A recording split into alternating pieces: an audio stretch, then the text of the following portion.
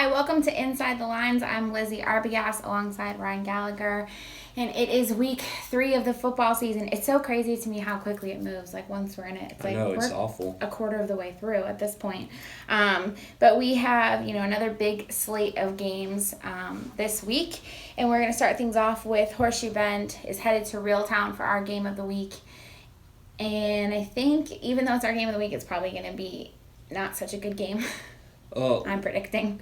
The Reeltown just looks really good. They're firing on all cylinders right now, even special teams. When you have all 3 phases of the game clicking like they have it right now, it's just really hard to beat somebody, and they have so much talent. They have 3 really good running backs that would be starting on probably any team around in the area.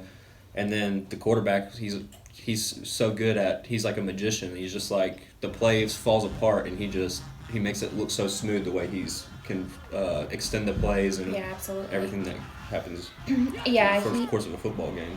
Yeah, he is our player of the week this week, Iverson Hooks, and what I've been so impressed by him is that he's only a sophomore, and he's really composes himself well. Even when he is under pressure, he kind of finds ways to either get rid of the ball or make something positive out of something that easily could be negative. Right. Well, the seniors have really taken him under their wing too, with Faison and Eric Shaw. Like he's always around them, and they're always telling him what they're seeing, and it's helping him out. It's speeding his process along, so he's going to be good for the next couple of years, I really think. Yeah, and I think when you have weapons like that, obviously it makes a quarterback's job a little easier. Right. And I think the big thing for Horseshoe Bend is that they're going to need to, it's kind of the same concept that they had against Thorsby that didn't work at all, was they need to find ways to sustain drives and eat some of that clock time off so that it doesn't get out of hand early, and that they give themselves a chance to win. If you've got Reeltown's offense on the field for too long, I mean, it could easily be, like it was last week with Reeltown beating Fayetteville 63-14 or whatever it was. So I hope that Horseshoe Bend can kind of sustain some of their offense. Right, and you can't do what Fayetteville did last week and put too much emphasis on Eric Shaw, because they just have too many, because everybody knows he's the big guy around town. Right. Everybody knows who he is, but there's those other guys that'll really kill you. So you have to find a way to just stay like in a base defense, I think, and or can try to confuse them, make them think that you're doing something that you're not. That's the way to kind of beat them. But from looking at the score, it was the first game of theirs I didn't cover all year, and it looks like it was more the same. Well, it was the big play. I mean, that's what Coach Phillips said, is that the big play killed them, and by the time they even really had any time on offense, it was already 14-0. Right, and I know when you're playing football on defense, you cannot be scared to go tackle somebody, and that's what it seems like it's like on the perimeter. I know there's no shortage of guys on that team that want to go out there and hit somebody, because guys are fired up on their sideline. It just seems like they just keep giving up big plays. Like, maybe you have to do some personnel change. Just if they're seniors, I'm sorry. Like, it just happens. Like, we got to move this program forward. Right. And they've only scored once all year, so we got to start looking towards the future instead of looking towards the now. And that's what it's all about, is finishing. They've had, again, against Thorsby, they had a couple times where they could have scored, and they just couldn't quite put it in the end zone. They've got to find a way to finish, especially against a team like Reeltown that can easily score 50 points, 60 points against them. Right, in football, I mean, you saw it a lot this past weekend with the NFL. They're crowning people like the Browns and stuff. You have to learn how to win football games at all levels. It doesn't, young guys have to learn how to win. And when you're getting in those close situations, maybe you give it the young guys a chance, because these guys haven't really proven that they can do it. So, but I still have a lot of faith in the coach. Coach Phillips is an awesome guy, and he really connects with those kids. They just can't be scared to tackle. And I just feel like that's their problem on defense. And speaking of finishing games, Dadeville is hosting Bullitt County, and they're a team that last year 5 of their 7 losses were by 10 points or less. And now both of their losses so far this year were by 7 points or 8 points or less. And obviously, Coach Richard White was not happy about the field goal that was called a missed field goal. He truly believed that it was a made field goal, but what he said to me when I talked to him, he said, we shouldn't have been in that situation anyway. Right, you can never leave the game up to the refs. That's one thing that you always got to preach. And like I just said, they're still a young football team that's learning how to win. They're putting themselves in nice situations. They just got to learn how to win those games, and I think they're going to get there real soon. And one thing that he said was it doesn't necessarily mean figuring out how to win doesn't necessarily mean figuring out how to win at the end in a close game, but figuring out they had opportunities to put Southside Selma away early, and they didn't. He said that they had 2 potential touchdown receptions in the first half that were both drop passes in the end zone. That could have been, if they had gone up 21-0, 28-0, that would have been the end of the game. Right, and you can't let those kind of plays deflate you as a team too. Right. And that sounds like that's what happened. They let their guard down. They got down on themselves because they didn't catch a play, and then all of a sudden here comes South Selma back to win the game. And I think this game will be really good. I mean, Bullitt County played Railtown, only lost by 2 touchdowns. Dadeville played Railtown, only lost by 1 touchdown.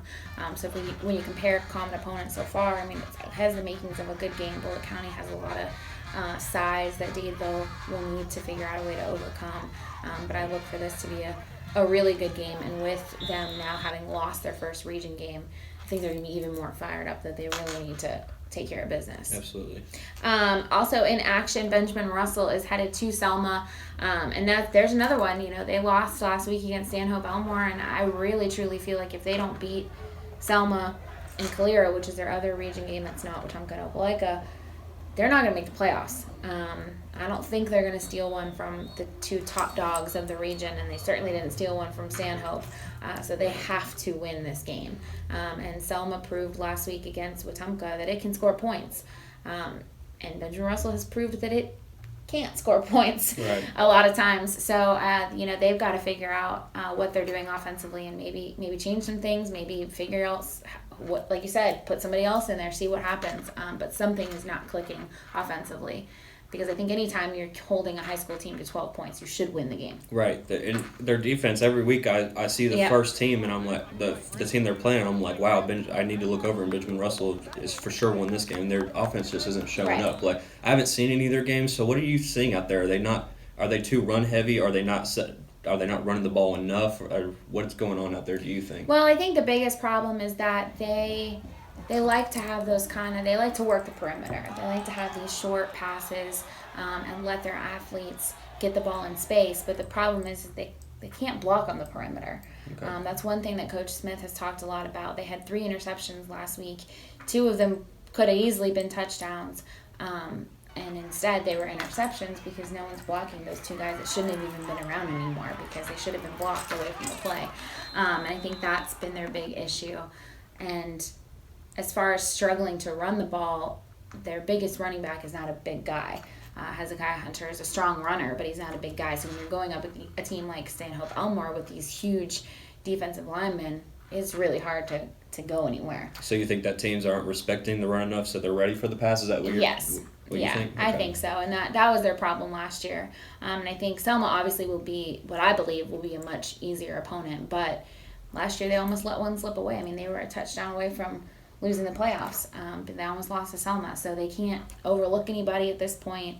They've kind of put themselves behind the 8 ball, so to speak. Right. Last week I don't think was a must-win. It's just like a really nice to have a win. I think this week is a must-win for them for region playoff, but also to get just some confidence in the offense because again, their defense is there. It's there every week. It just needs a little spark from the offense. Maybe keep them off the field too, because the longer they're out there throughout the season, that's just more chance for a guy to get hurt, and then you got to plug in a new guy, and then all of a sudden that defense maybe not be as dominant as it's been. Lastly, in action, Central Coosa is hosting Fayetteville. Central Coosa was off last week. I think it came at a really good time. They've got homecoming this week. They've got a team that they could theoretically beat. Fayetteville is by no means a real town. They're not a Thorsby. They're not even a Dadeville. They're a team that Central Coosa could beat if they can manage to put all those little pieces together. And I hope that having time to truly focus on themselves will sort of push them into this week to be able to do some things right that they haven't been doing before. Well, I saw Fayetteville play Reeltown last week, and what I can tell you is they like to throw the ball. I don't even remember them running the ball during the game. It's all throwing. So I think the way for Coosa is maybe blitz up the middle, get the quarterback out of his spot, move it when he was moving from left to right out of the pocket and scrambling. I think that's when he was not at his best. That's when he threw 2 interceptions last week, and I think that if you get him off his spot and get him out of the pocket, rolling or doing things that he doesn't feel comfortable doing. Because if you let him stand there in the pocket, he will pick you apart. Because he did score 14 points on Reeltown. Right. And so he can deliver a ball and he can throw it deep too. He had 2 passes that were wide open that he just overthrew his guy. And that's not something that you see in high school, is overthrowing the football a lot. So I think for Coosa the big thing too is that they have athletes that can run the ball. They have athletes that can catch the football. Their offensive line, they can block even 25% better than they are. Give them even a second more than they've been getting. Right. I mean, Coach Thomas said against Holtville especially, they snapped the ball and Holtville was in the backfield. I mean, it was that quick. So obviously that's, going to pose a problem. And again, they didn't have much time at all during the off season to really work out some of those techniques and, how to be a good offensive lineman. And that's why I hope this week together, where they're just practicing, will hopefully help them propel into this week and get a victory. Right. And it's not an impossible game. No, it's not. And they need a victory bad just for confidence sake. And this is probably going to 2 years. This is probably going to be the easiest the game on their schedule probably. Yeah. So this is to see where you are as a program. Okay, are we just that bad, or do we have guys that actually want to be out here and that can actually have the talent? We just need to figure out how to utilize them better. Right. And that's what we're going to see this week. Absolutely. So a lot more will be decided this week. I'm gonna try to do a show on Friday night. I think I've gotten the whole Wi-Fi sort of a dead zone out there in real time. I'm sure you discovered that on Friday, but I think I've got it worked out with Coach Johnson to do an Inside the Lens live with Scott Hardy on Friday night, 6 o'clock before their homecoming. Also begins at 6:15. It's going to be packed. Reeltown has been showing up this year. Yeah, and they're getting ready to head out for a long road trip. They've got 3 consecutive road games. So this is sort of the last chance for the home crowd to see them. So I do expect it to be packed. And as it should be, when you've got good football like that. Right, when the expectations for them are so high this year. That's what me and Coach Johnson talked about, and he knows that he expects a lot of his guys too. Yeah. And so he's glad that the town is supporting them as much as they are. Yeah, absolutely. So get out to games on Friday night, and we will see y'all next week.